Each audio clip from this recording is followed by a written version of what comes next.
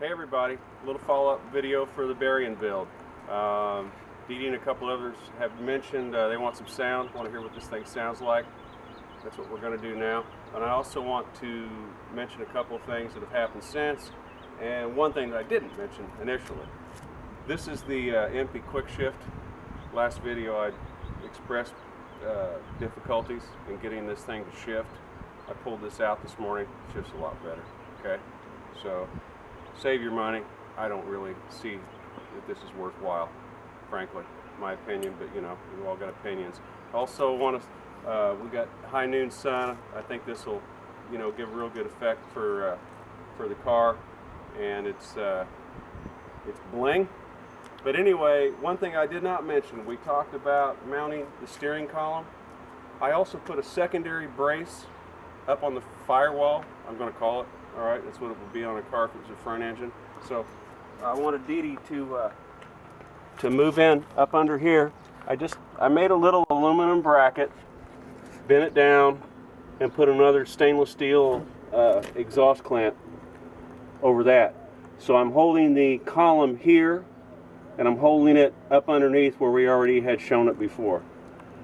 Other than that, I'll just let Dee Dee walk around the car, show you how she looks in broad daylight.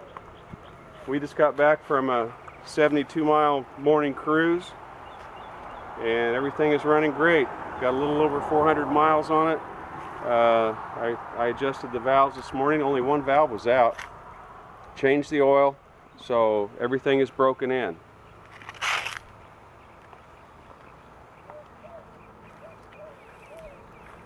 I think I might jet it down. The main jet's down one.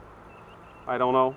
We're going to see. I'm going to drive it a little bit, but it seems like it's just a little bit rich on the throttle, but it runs really, really good. Also on the transaxle, this is the IRS.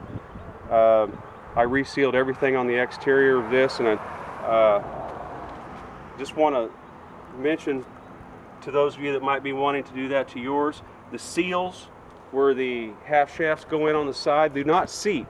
So when you remove that seal and you drive the new one in, you can drive it in. You can keep driving it in beyond the sealing point. So what you want to do is maybe just get it flush with the edge of the case. That was a learning curve for me. I didn't realize that. These are 1940s Harley-Davidson reproduction turn signals. I think they made them up into the 50s. And I think I already mentioned that the rear tail lights are 39 Mercury Zephyr repops. I think that's about it. So I'll start it up and run it up the street so you guys can hear it, okay?